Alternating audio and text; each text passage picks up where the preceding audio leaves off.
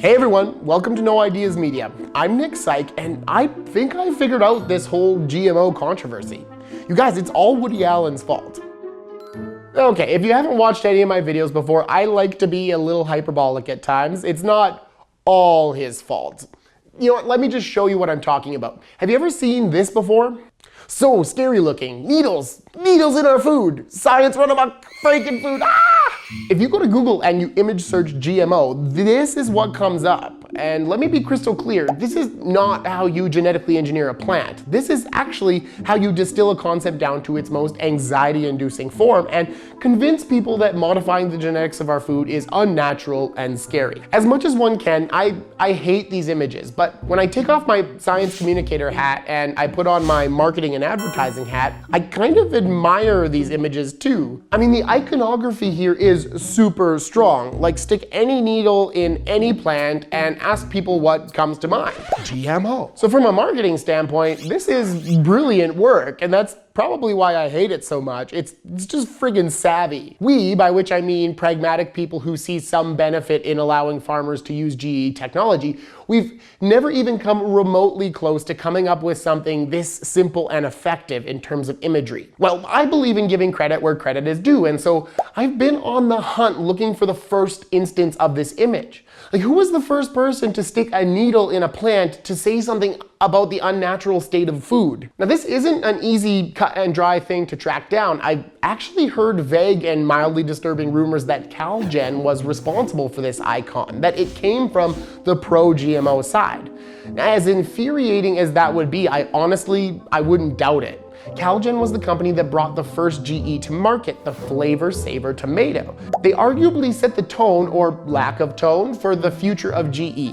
Flavor Saver did well for a time, but then didn't do very well, and according to all the digging I've done, you can squarely point a lot of the bad vibes towards GE right at that tomato. So it would so not surprise me if somebody in CalGen thought sticking a needle in a tomato would be a great visual for GE. It's a believable tone-deaf move, but I've never confirmed this rumor, so I don't know if it's true. So my hunt for the first needled plant has continued in a back burner kind of way for years. Then the other day I was watching my interview with Dr. Peggy Lemo, hunting for a good topic for a video, and she mentioned a topic called totipotency, which, as a fancy sounding word, I thought might make a good video topic. So then I hopped over to one of my favorite Facebook pages, FAFTL, the Farm and Food Discussion Lab, to get the lowdown on totipotency. Totipotency means all powerful.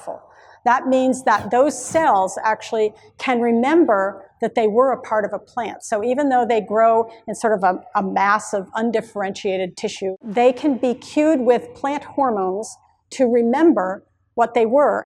And it sounds kind of simple, right? Well, you get any deeper than that, and we're talking about pluripotency and multipotency and oligopotency and a lot of other stuff that is way, way, way, way over my head. This is about when I hit my Dunning-Kruger cliff with totipotency. And for those of you who don't know what Dunning-Kruger is, get ready to never feel adequately knowledgeable ever again. Dunning-Kruger is an observed effect where when you learn a little bit about a particular topic, your perception of how much you know about that topic is much greater than reality.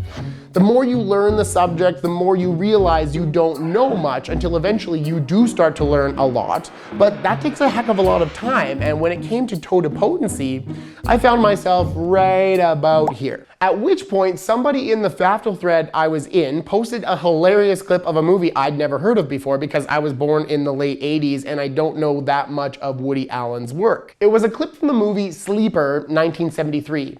It looked to be like a science-y comedy movie, and I was pretty tired of feeling dumb about totipotency at that point, so I was like, F it, I'm gonna do a movie review instead. So I watched Sleeper. I'm pretty sure the movie Idiocracy was like heavily influenced by Sleeper. Quick synopsis, a guy from 1973 is awakened? Brought back to life in the year 2173, and hilarity ensues. Now, I'm watching Sleeper, having forgotten entirely about the modern advent of PC culture while doing so, as this movie has your typical levels of 1970s misogyny, made all the more strange by all of Woody Allen's alleged proclivities. It was funny, but weird, but still funny. You must understand that everyone you knew in the past has been dead nearly 200 years. But they all ate organic rice. See, that's even funnier today. But then I saw this.